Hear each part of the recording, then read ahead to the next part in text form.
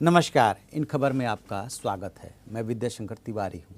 कहते हैं कि इस धरती पे जो अदालत मौजूद है, यदि उससे न डरो तो कम से कम उस ऊपरी अदालत से डरो जहाँ से जब डंडा पड़ता है तो आवाज़ भी नहीं होती है और दर्द बहुत होता है। इस उन्नाव का जो दुष्कर्म कांड है, इसको लेकर के शोर बहुत मचा और उस पीड़िता ने दर्द भी बहुत झेला। यहाँ लखनऊ से लेकर के दिल्ली तक लड़ाई लड़ी और अब जो फैसला आया है, इस फैसले को समझने से पहले 5 मिनट में वो समझने की कोशिश करते हैं कि 18 साल में कैसे दोस्ती दुश्मनी में बदली और उसका नतीजा फिर क्या रहा।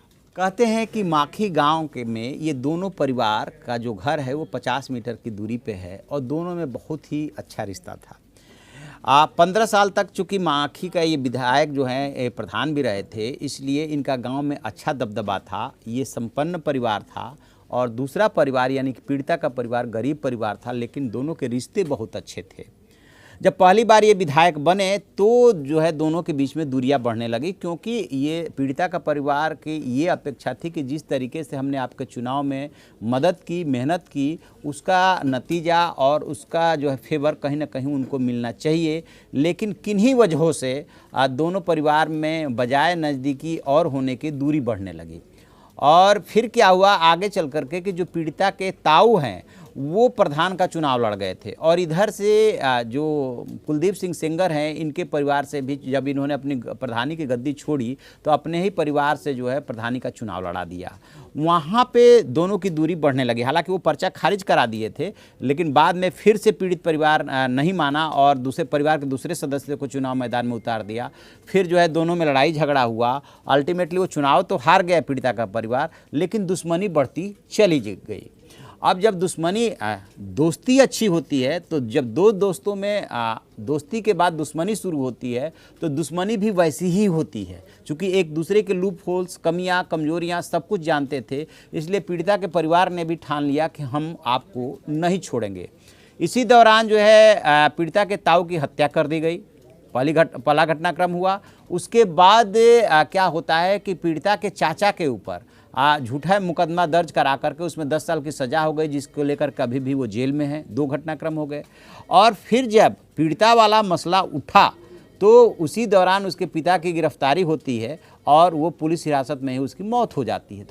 तो कह सकते हैं कि 2 मौत, 2 दुर्घटना में मौत, 4 और चाचा जेल में, तो पीड़िता का पूरा परिवार बर्बाद हो जाता है। कहानी फिर में ट्विस्ट तब आता है जब 4 जून 2017 को शशि सिंह नामक महिला पीड़िता को बुला करके ले जाती है और कहा यह जाता है कि नौकरी दिलाने के नाम पे विधायक ने और उनके गुर्गों ने पीड़िता से रेप किया। पीड़िता ने यहीं से ठान लिया कि अब मैं नहीं छोड़ूंगी, क्योंकि बहुत अन्याय बर्दाश्त कर चुका हमारा परिवार, अब नहीं। फिर वो पुलिस में, प्रशासन में चक्कर लगाती रही अपना मुकदमा दर्ज कराने के लिए। मुकदमा दर्ज नहीं हुआ।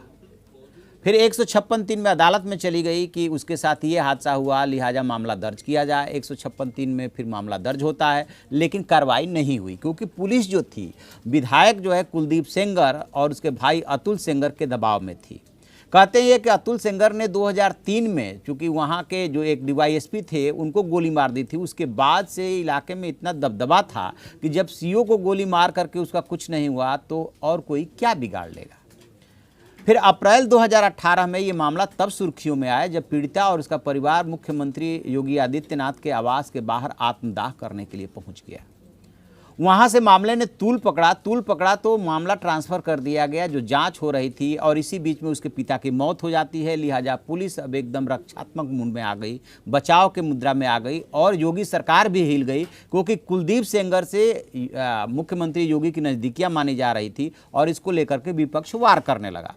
सीबीआई में मामला चला गया, सीबीआई जांच करने लगी। फिर क्या होता है कि इसी दौरान इसी साल जुलाई में 28 जुलाई को जो है पीड़िता की चाची, मासी और वकील की गाड़ी में जा रहे थे और दुर्घटना हो जाती है। दुर्घटना के में ये आरोप लगा कि ये सब विधायक ने कराया और पीड़िता को जो सुरक्षा मिली हुई थी वही सुरक्षा कर्मियों ने उसकी जासूसी की थी, जिसमें पीड़िता की चाची और मासी की डेथ हो गई। तो 2 डेथ यहाँ पे होती है, एक डेथ पिता की 3 और एक डेथ ताऊ की पहले हुई थी 4, और इसी बीच में एक गवाह की भी मौत हुई। इस तरीके से 5 मौत हो जाती है। बड़ी मुश्किल से पीड़िता और उसके वकील की जान बची। वो उस मामले को भी भेज दिया गया सीबीआई के पास। और इस तरीके से विधायक और उसके परिवार के खिलाफ कुल 5 मुकदमे हो गए, जिसमें से कि पहले मामले में यानी कि रेप के मामले में ये फैसला आया है। अभी 4 मामले में फैसला आना है।